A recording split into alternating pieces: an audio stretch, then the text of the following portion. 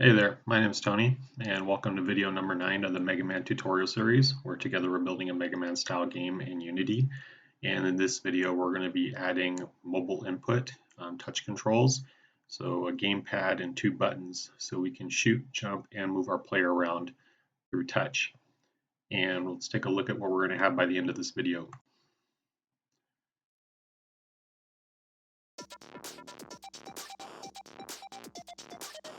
So as you can see, we have 2 buttons over here, a red one, which we're going to use as the shoot button, and this white one here that we're going to have as jump, and then we have this gamepad over here. So we can move left, we can move right, we can jump by tapping on that button, and we can shoot.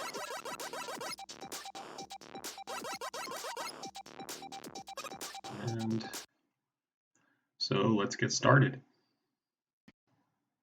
Okay, so we have our previous project open.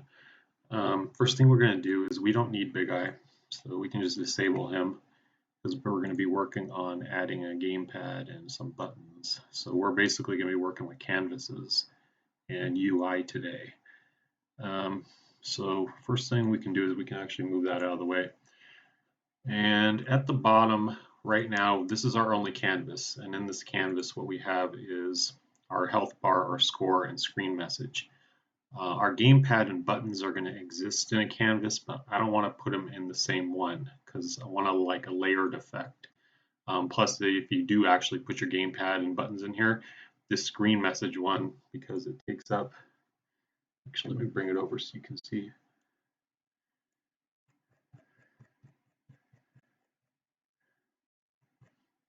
It takes up the bottom of the screen anyway, so it's basically going to cover up your buttons and gamepads, so you can click on them, but nothing's ever going to happen, or tap on them, and nothing will happen. So we're not going to put it on that canvas. We're going to create an entirely new canvas. But before we do that, we're going to rename this one, and we're going to call it HUD canvas for heads up display. So let's do that. And first, we're going to add a new canvas. So let's do this. Hit the plus, go to UI, and then canvas. And it's going to create a new canvas down here. Now, in one of the previous videos, I forgot which one, we ended up deleting the event system. I think it was actually the one where we were doing this player score and everything.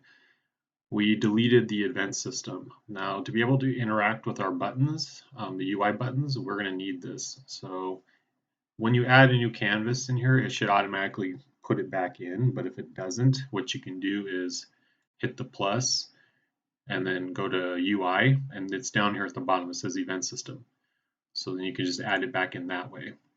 So we're going to rename this canvas. We're going to call it input canvas. And on our input canvas, what we want is screen space overlay. The scale mode, however, we're going to want it like the other one. We're going to scale with the screen size so it adjusts itself to the size of the screen. And what we're going to want is with canvases, like with the game objects on the sprite renderer, we can change the sort order. So we want our input system to sit on top. So right now our HUD is 0. So we're going to change our input to 1 so it's above the HUD. So we're going to change that to a 1. And with that done, now we're going to add in the gamepad and the buttons. But before we can do that, what we need to do is import the asset. Now I didn't create this. What I ended up doing is I found this gamepad. I actually went through 2 of them. First one I went through was the joystick pack, and it didn't quite work to what I wanted. It was more of a 360-degree rotational type deal, but Mega Man, if you use an NES controller, it's basically up, down, left, right. So I came across a different one, and let's go over to the asset store. And let's bring this back over and shrink this up. While that's loading, it's on this page here. So it's called Simple Input System, and this is what I use for the gamepad, and it's free, so you can use it. in your projects, and we're going to bring that into our game. So here we go. So we're going to search on the asset store, which I've already done earlier, for simple input system. If we scroll down, it's right here. So we're going to click onto that.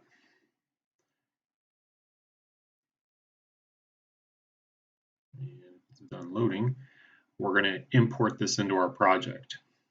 So we're going to click on import. And this is everything that's part of the package, which we can just leave everything as default. We don't need to uncheck anything. So we're going to import all of it. And it's going to bring it into the project.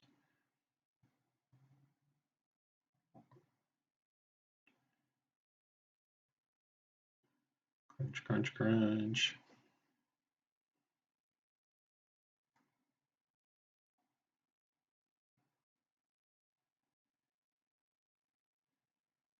Come on.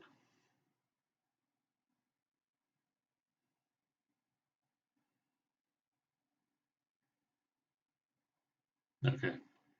So now it should be in our project, so we don't need the asset store anymore, so we can close that tab. And we'll move this out of the way. All right, so now you should have a new folder down here in your assets. It's called plugins, and this is where it puts the input system. So inside the input system, it's got a lot of folders. It's got some prefabs. Like this one is the one we're going to use for the gamepad. I mean, you can use the other one if you want, the single piece, but I like the multiple piece one. But this is the single one. And it's got some other things in here like a steering wheel if you have like a racing car game, things like that. But we're interested in the D-pad multiple pieces. So what we're going to do is get out of that. Inside of our input system here, we're going to drag this prefab onto that canvas. So let's bring this over. This is going to be a little bit back and forth a little bit. So now we have a gamepad on our screen and our canvas. First thing I want to do is we're going to rename this. I'm just going to call it gamepad. And we're going to, should already have the anchor in the bottom left. So let's double check that. We can shrink this up. So anchor in the bottom left, yep. And what we're going to do is we're going to change the pivots also in the center, so we don't need to mess with that. But what we're going to do is change this location, and these values I've already figured out. You can use whichever ones you want, but we're going to put it in 100 at 100 and 100, so it puts it in the bottom left of the screen here. And we're going to leave it at 150, 150. If you need it to be a little bit bigger, you can do that. When it gets ported to the phone, if your phone's like a small screen, you might want to make it a little bit bigger because it'll be a little bit more difficult to see it to figure out where you're touching. So you can make it slightly bigger if you need to, maybe 200, 200, but I'm going to leave it at 150 by 150. And what we're going to do also is, right now it's completely solid. So to have the background, I like to, I'm going to change the alpha on it so that the background kind of comes through, so it's not totally like blocking your entire view. I mean, your finger is basically going to do that anyway, but we're going to change the alpha on this. So what you're going to do is come over here to expand the gamepad. These are all the pieces. So if we zoom in on this, it's like that's the left piece, the top, etc., etc., and then this is the back, the back area. So we're just going to select all of those, and then we're going to come over here to the color on the image, and on this we're going to change the alpha. So as you can see, it's starting to fade out. So we're going to use 50. I mean, you can use any value you like that suits your needs, but we're going to use 50 so you can still see the background come through, and you can still see it on the screen, but more background than gamepad. And then we're going to close that. So that's the gamepad. So now we have the gamepad, but now we need our buttons. So to add our buttons, we're going to come over here to the canvas. We're going to right click, select UI, and we're going to add a button. So now we have a button here. And if you look over here, it says button. So our button is, we don't need text in our button. So if you expand this button object, there's this child object called text. You can basically delete that and highlight it and press delete. We're going to rename our button. The first button we're going to work on is the shoot button, or I'm sorry, the jump button. So we're going to put in the jump button here, and we're not going to leave it as this rectangle. What we're actually going to do is we're going to import a graphic, a circle graphic for our button.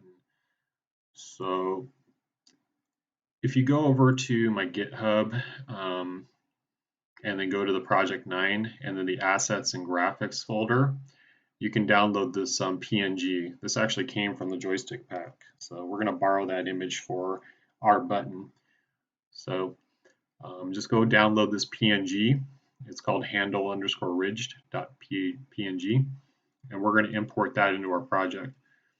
So move that out of the way, go over to the graphics folder, right click, import new asset, and handle ridged, and import it.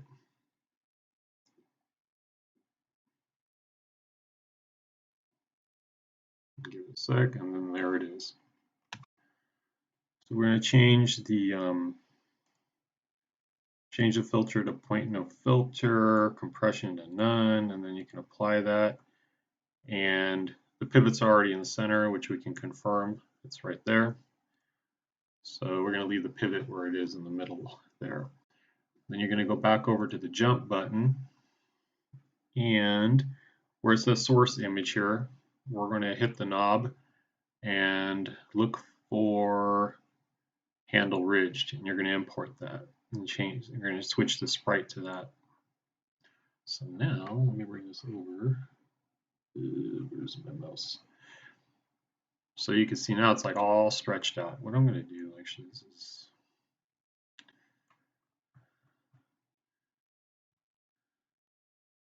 not that much.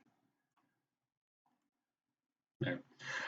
Okay, so we're going to change some stuff with this. We're going to change the width and the height to nice even square. So we're going to do 80-80. And then we're going to change the anchor point for it. And we're going to put that in the anchor in the bottom right. So it calculates based off of the position down here. The X and the Y, we're going to set to -75 for the X and +75 for the Y. So you can see now it's like right there, the bottom of that canvas. And then on this one, we're going to hit the color, and we're also going to change the alpha on that to 50. So there. So now we have our jump button. We're going to create another button for our shoot. And so off of the canvas, we can right click, UI, create another button. We'll just move that one up. Actually, you know what? Let's do it this way. There. And then remove the text object off of that. And we're going to rename this one to shoot button. And you can change the width and the height on that one to 80 and 80 as well. And then we're going to change the source image to the same one image that we imported. And then we're going to change its position as well. So we already know we're going to keep it the same height or the same Y as the other button, but we don't want that. It's going off that anchor point. We want the anchor to be the bottom right. So 75. And in this case, we're going to use -175. So it's to the left of our jump button. And then next, we're going to change its color. And we're going to make it all red. You can make it any color you'd like, but I'm going to make it a solid red. But we're going to put 50 on the alpha on that. And so there. Now we have our controls on our screen. And if we take a look at this, here they are sitting on top of the canvas. So now we have controls. I mean, they don't do anything yet. So now we have to do some coding to get them to work and behave the way that we want them to behave. So to do that, what we're going to do is we're going to start with the gamepad because the buttons are going to be a little bit more involved than the gamepad itself. So first thing I want to do is let's just move all these up, these objects up and above. I'm going to put them underneath of the sound manager, and so we can keep all these canvases and game managers and all that stuff up at the top. And we're going to save our changes. So to do the gamepad, we're going to need to make changes to our player controller. And so go over to the scripts and open up your player controller so it opens up in Visual Studio. And my computer is very slow.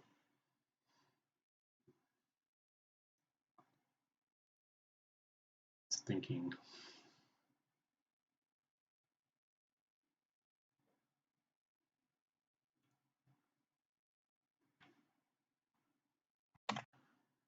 All right, it finally loaded up. So what we're going to do is we're going to add a new float.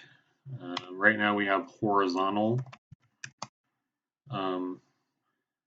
control, but we also want to check for vertical. We're not going to do that now, but we're just going to add this in for later videos and later additions to the game, so we can check for vertical input like climbing ladders and stuff like that.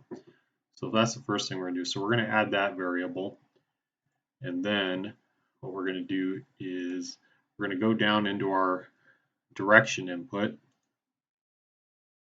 So player direction input. And inside here, we're going to check for that through the input, get access raw, and that one is called vertical. So that's for that. And what we're going to do is we're going to move this down here because this is going to bring us into what we do later. So bring a couple lines down, and then we're going to get the input.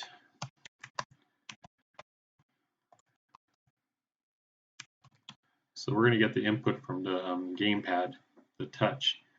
So to do that, like I said, we're going to be using the simple input system.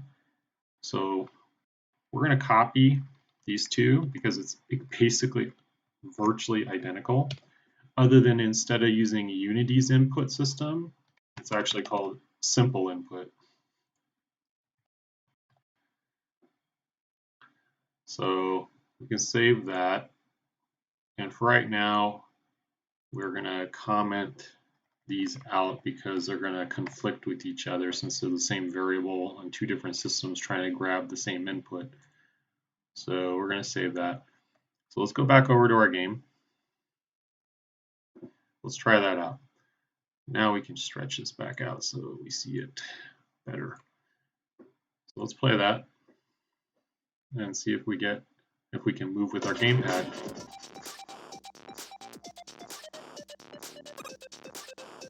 All right, there we go.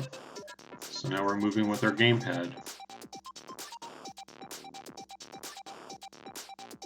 Cool. One down, two to go. Buttons. Okay. So the buttons, we have a couple ways that we can handle our button input. If we're going to go and create a couple functions real quick. But before we do that, let's talk about how we know when we're jumping and when we're shooting. So we have these two functions that basically run in the update loop for the player. We have the jump input, which is basically looking for the space bar, and if the space bar is pressed, it basically stores true in this boolean for key jump. And in the shoot, it's the same except for it's we're looking for this if once the C key is pressed, and it stores in a boolean called key shoot. So now these are already running inside the main loop here in the update loop right here. So we can't technically use these because they're already being used. So, and with the buttons, we need to basically tie the buttons to a couple when we know that they've been pressed. So what we're going to do is we're going to come all the way to the bottom, and then we're going to create a couple new functions for those buttons.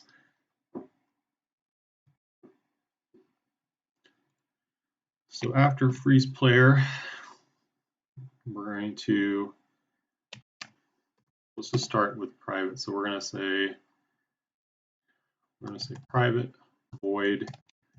We're just going to call it mobile shoot. And so we know that when we want to shoot, we have to change the value of that key shoot variable to true. Now, I'm going to be doing this the wrong way at first, just so you can see when we're going to change it the right way. So we're going to make these, we're going to adjust this, and we're going to see why we're adjusting it as we keep going on. And then we're going to do private void mobile jump, and then we're going to say key jump is equal to true. So we're going to save that. Okay, go back over to Unity.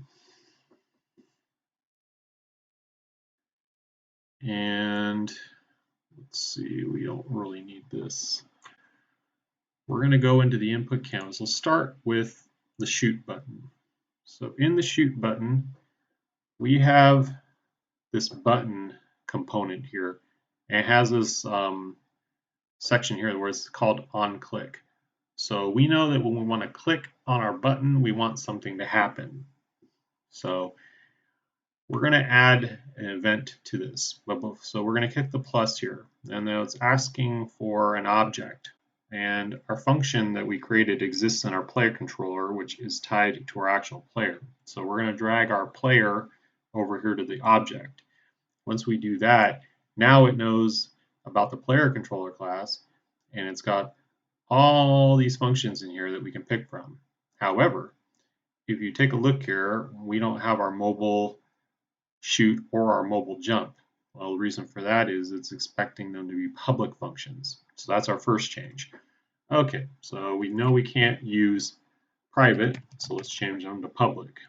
So we're going to say public and public. Okay, so save that. Come back over.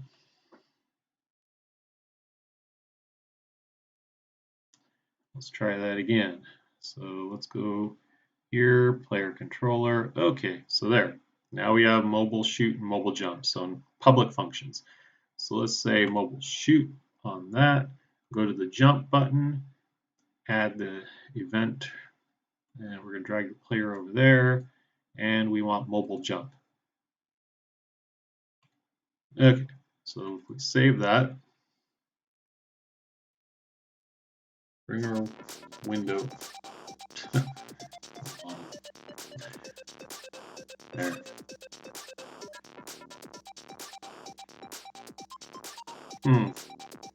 Nothing. Do you know why nothing? All right, let's go fix that. So back over in the code, key shoot, key jump, right? Well, the problem is right now, if we go into, let's just jump to it through here, jump input, right? This is constantly pulling the key down, and basically it's overriding what we're trying to do. So we're going to have to comment that out first, and then come down here for key shoot, and we're going to comment that out. So it's basically blocking our other functions. So let's just save that for right now. We're going to go back over. Let's try that one more time. Play it.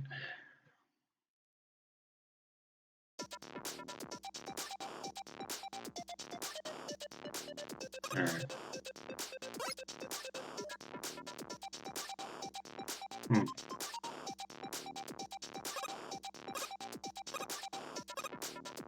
Well, we've got a couple issues there. So let's go back to the bottom. All right, so how do we fix that? Well, once we set it to true, obviously, if we're pressing the C key for like shooting, once we let go of the C key, then it knows to set key shoot to false because the key is not down. And the same with the jump. If the space bar is not down, we let go of the space bar, then it should go to false. So right now they're basically being stuck at true. So how can we fix that? Well, what we're going to do is we're going to use something called a coroutine. And a coroutine is basically a way that you can, simplest way I like to say is have something happen, some frames happen, and then you change it. You change afterwards. I mean, you can go look them up. I'm bad at explaining things, but in this case, I know that we're going to need to use coroutines for this. So what we're going to do is we're going to change these functions from public voids to private enumerators, and these are going to be coroutines. So we're going to change that. We're going to copy that, and we're going to paste that in there for that. So with the coroutine, when the function gets called, we're going to say shoot. And what we want to happen is then we want it to no longer shoot and no longer jump.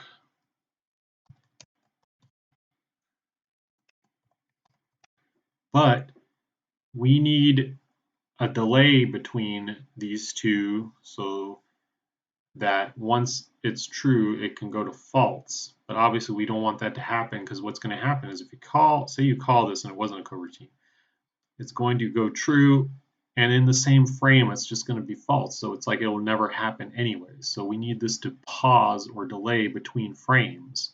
And to do that, that's why we're using a coroutine. So what we're going to do between there is we're going to say yield and then return new, and then we're going to say these are some things that we can wait on. And we can wait on end of frame, fixed update, wait for seconds, or wait for seconds real time. So we're going to wait for seconds. So we're going to wait for seconds, and what we're going to do is we're going to wait for 1/100th of a second. 1/100th of a second, or 100 milliseconds. Now it's going to drop this in here too. And so what's going to happen is frame true, it's going to wait, well, it's going to continue doing the logic. The update's going to keep running, and then once this time has passed, it's going to come back after this statement and then run this. So we're effectively simulating a click. And so true, wait, false, true, wait, false. But now that we have them, we can't do public, so we're going to have to create a couple more functions. And we know that they have to be public, otherwise they're not going to show up in the event list. So we're going to call it mobile shoot wrapper, which is the wrapper function basically. And what this is going to do is we're going to call start coroutine.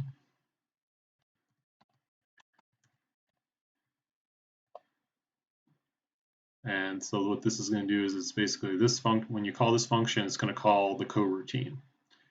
And we're going to do the same thing for the jump.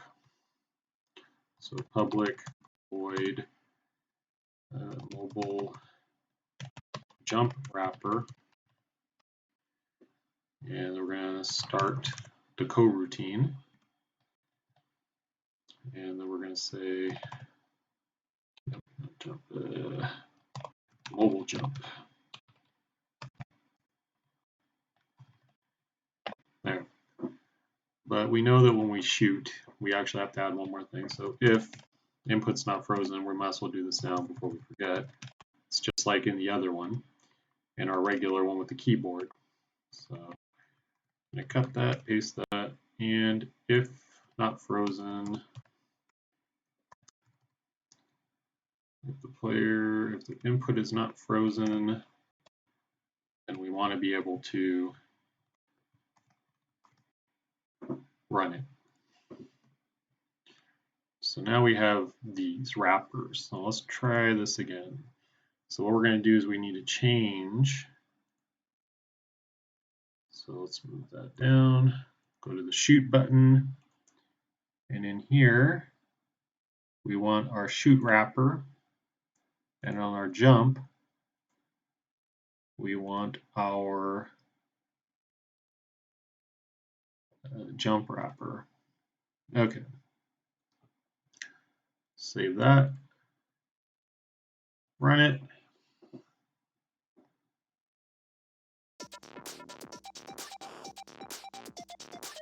So let's try this.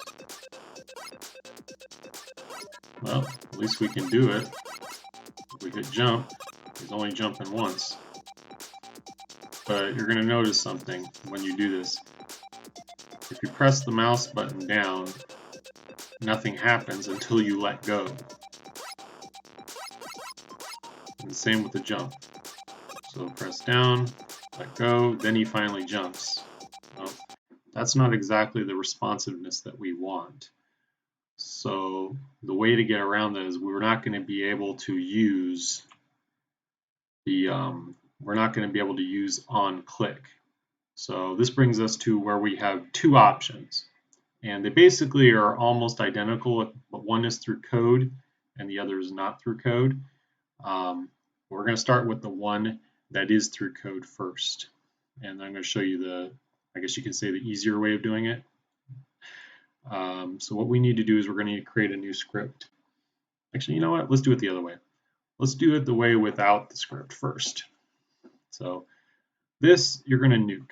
So let's bring this down. So on your shoot button, we'll start there. Remove that on click event, and then on the jump button, do the same thing. You're going to remove that. So on the shoot, if you go down here, we're going to add a component, and what we're going to do is we're going to add something called an event trigger. So we're going to add that. Then click on the add new event type, and what we're looking for is pointer down. So pointer down reacts as soon as it goes down, and what the on click is kind of pretty much doing is it's reacting when it's on pointer up. So if you look at here, you have pointer up. So we're going to do the opposite. We want it when pointer's down. So click the plus. You're going to have to drag the player over again and look for the shoot wrapper. So then I go over to the jump button, and we're going to add the event trigger there too, and we're going to want pointer down, and drag over the player. Oops, hold on. There. And then, nope, not the player. Drag over the player there, and then we want the jump wrapper on that. So let's try that again.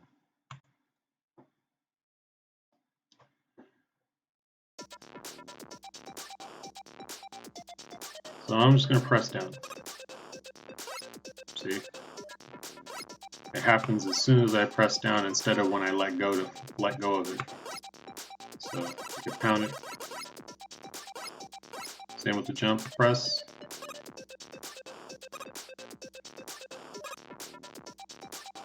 So we jump and shoot. That's the responsiveness that we want. So that's one way of doing it. That's the easy way of doing it. You can just use an event trigger and add that component onto your buttons and then tie it to the function that you want to use that gets called when that event happens, which is pointer down. Now we're going to do the other way. The other way is doing it through code. So inside of your, not that scripts folder in the plugins, but our scripts folder, we're going to add a new script. So we're going to add a new C# script, or we're going to call it button handler. All right, so inside we're going to open that up so it opens up in Visual Studio.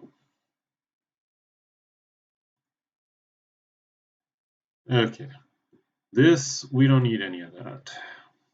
But what we do need is right now Unity, but what we need to bring in two new namespaces.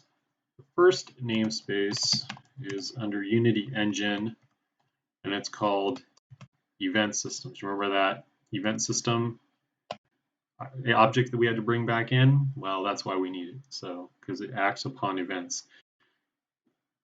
The other one we need to bring in is Unity engine dot events.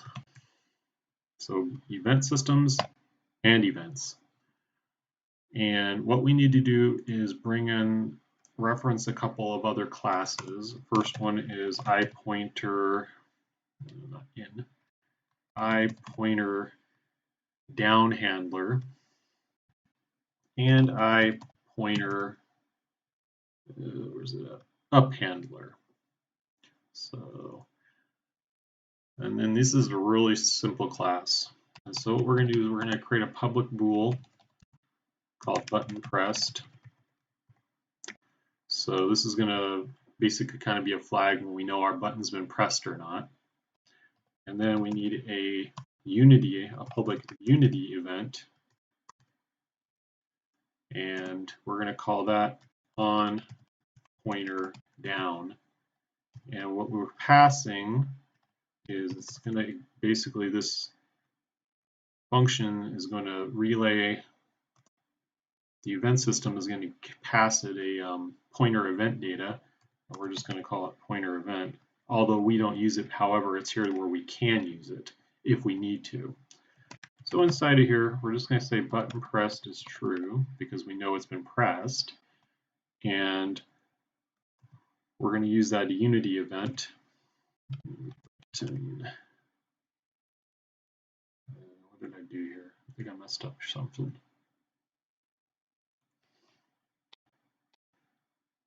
Where did it go? Anyway. Oh, that's wild. Got ahead of myself. This is actually a public void. And then this is going to be Unity event. And then on button press. Okay, that looks better. I don't know what I'm thinking. All right, so on button press, and then we're going to evoke. So this is basically going to be like when they were dragging in the game object to be able to tie the function. So this is going to invoke that function that we're going to tie to it. So that's the reason why we bring this in here. Next one is when we let go of the button. So public void on pointer up, same thing, pointer event data. And then we're just going to say in here that button pressed is false. So like I said, this is a very short and simple class. So this flag is going to be when we have our button pressed and let go. So it's going to go, just going to change to true if we press down and go to false as soon as we let go. And this Unity event is going to invoke, which is basically going to be tied to the function that I want to have to be called once we press down or when we click on our button. So you can save that, go back over to Unity, and on your, we'll start with the shoot button. We're going to remove the event trigger, and we'll leave the component for now. But actually, remove the component. And same with the jump button, remove that component. And we're going to drag our button handler script. Before we do that, go to the bottom. Onto each of those buttons. Okay, so on the shoot button, now we have our button handler script on button press, which is the public function that we created. So we're going to hit the plus, drag in the player, and go to the player, and we're going to use the shoot wrapper. And on the jump button, we're going to hit a plus. We're going to drag over the player and choose the jump wrapper. So our shoot button should have the shoot, and our jump should have the jump. So now let's bring this back over. Let's check it out one more time.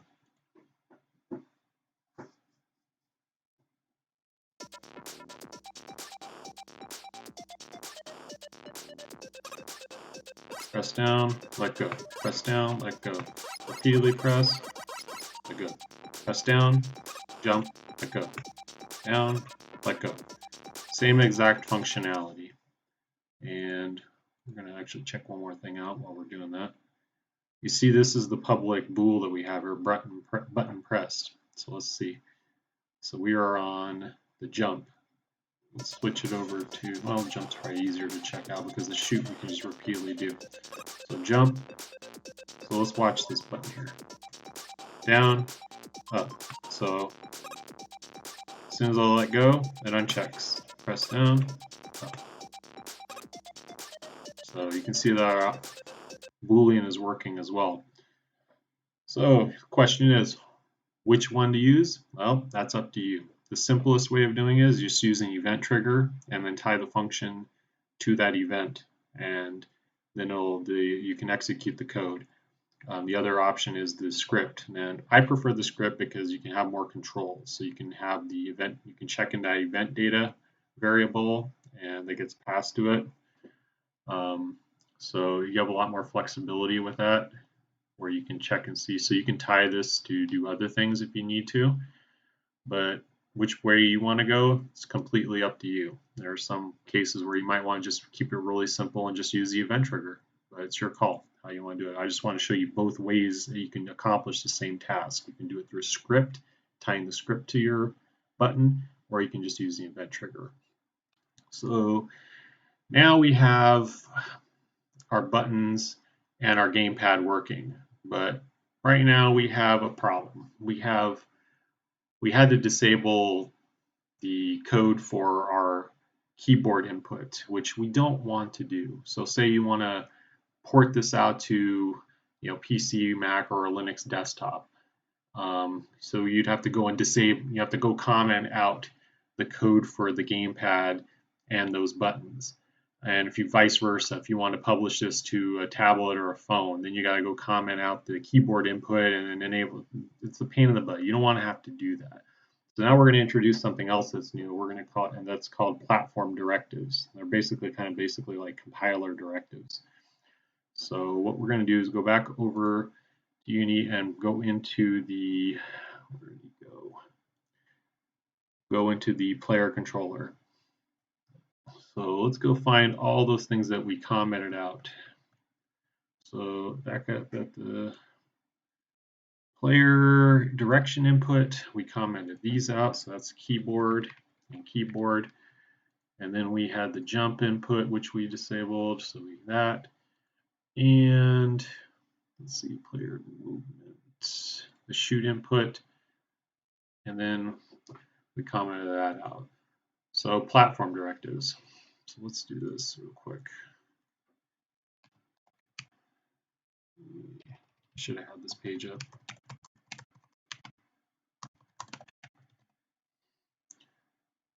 So platform directives. So these are the directives that you can use, and you can read all about it, compilation of it, and execute sections of code, and that's what we're going to want to do. So we want keyboard input for when we know what we're using, not the editor, but standalone, where it's on a Mac, or if it's on Windows, or if it's on Linux. Or you can just like the one that's a combination of all, which is standalone. And then if it's on a phone, or if it's on iOS, iPhone is deprecated, so you want to use iOS instead, or if it's on Android. And then you have these other ones that you can check for if it's like Xbox, etc. But we're not building for Xbox. It would be really cool if we could, but we're not. So these are the directives that you can use. So we come back over to our code. We need to build these directives in. So how do you define a directive? Well, basically it's like any other programming logic that's like if, else, this and that. So, but they're prefixed with the pound sign. So let's start with the direction input. So we know if we have keyboard input or if we have touch input.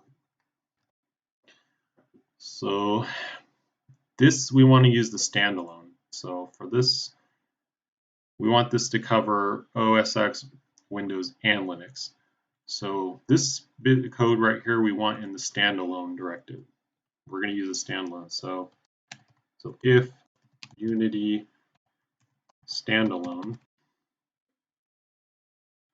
and then end if,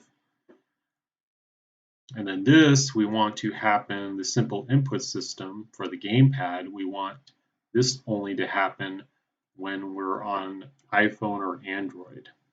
So this one we're going to say if Unity Android or Unity iOS, and if. So this is going to know, you're going to see how this got basically grayed out here. So based off of which platform we're on, you can see up here, come on, we're on PC, Mac, Linux standalone. And if you go into File and Build Settings, you can see which platform you're currently set to. In this case, we're on PC, Mac, and Linux, or you could be on Android or any of these other platforms if you have the licensing and stuff to do them. So Visual Studio knows based off of whatever platform Unity is set to right now to basically enable that code and otherwise gray out or disable the other code that it's not going to work for, or if it's not set to. So in this case, we're not set, our project is not set to Android and it's not set to iOS, but it is set to standalone. So this code is going to be executed. So now let's go to the other ones. So now jump input, we're going to just, this is a keyboard space, so this is only going to be for standalone. So let's just do a little copying. I have to type all this out all the time, over and over. So this is going to be for standalone only. So this code will only execute for standalone.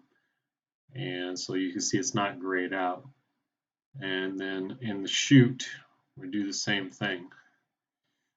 So pressing the C key on the keyboard is for standalone as well. So that will run. So you're going to save those changes. So let's go try that out. So let's run it. Our buttons shouldn't do anything.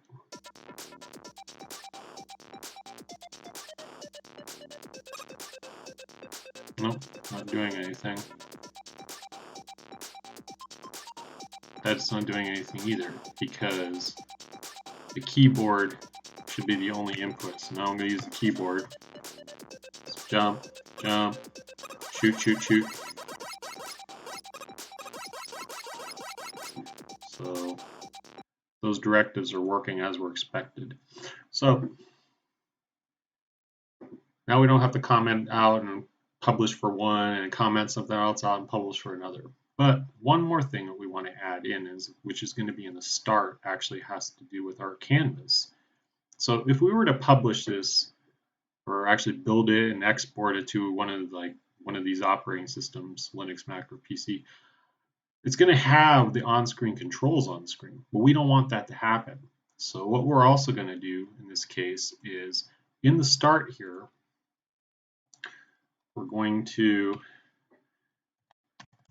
add that Unity standalone.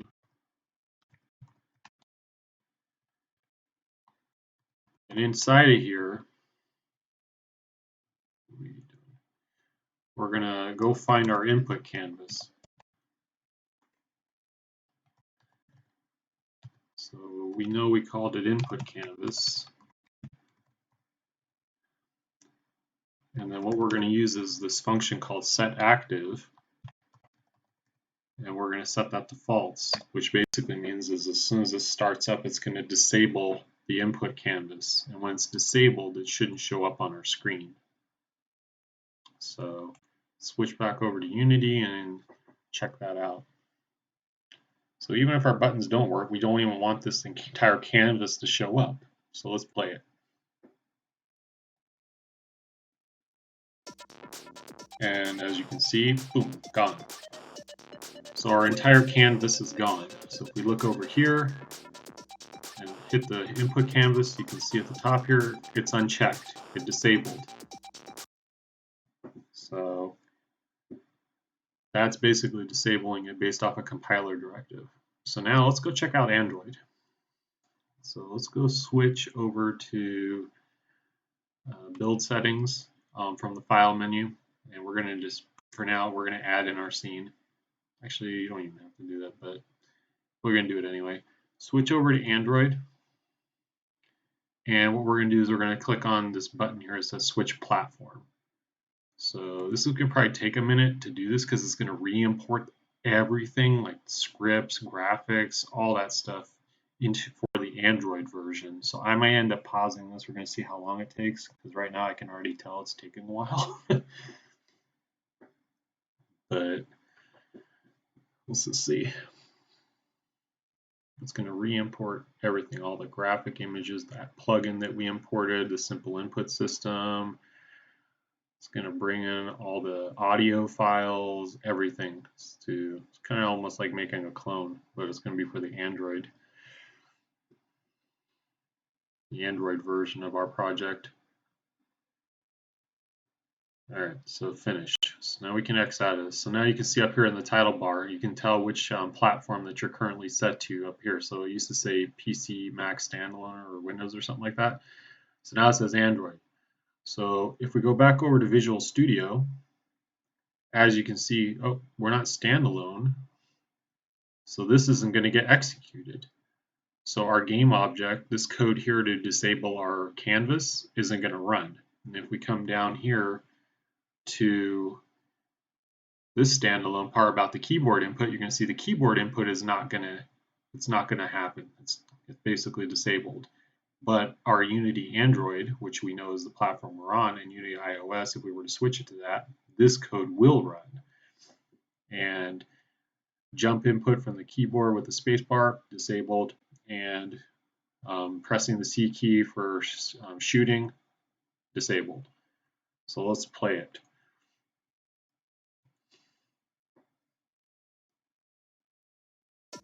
And as you can see, well, first time, I should do that again. As you can see, our gamepad and buttons are still here. And if I press the button to shoot, press the jump, left, right, left, jump, shoot. So there. So now we have compiler or platform directives for which code do we want to execute based off of the platform that we're set to. And we have a gamepad, we have some buttons for shooting and jumping. So we're one step closer to being able to put this on a mobile device, which is going to be the next video after this. So that brings us to the end of this video. Shorter than usual. It's still under an hour. But so now you have a gamepad and you have some buttons.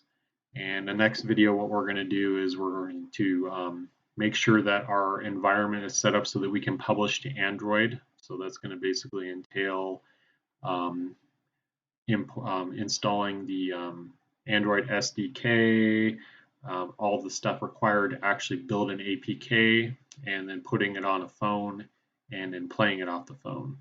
So this was just the preliminary to get that gamepad and those buttons on there. So then next will be doing, and then we're going to do something special for our, that's basically the last video for the volume of the series. And so we're going to do something special. That shouldn't take too long to do all that building stuff. So it'll be kind of like really short, but then we're going to use the rest of our time to enhance this so that when you do export to the phone, then you'll have something cool to play. So if you like it, give it a thumbs up. I know it's I kind of didn't really explain too much in this one. It's still kind of early in the morning for me. So you can always subscribe as well. I'm going to be putting out other videos here and there after this so I can get back to building the engine. And so take care. Have a good day. Bye.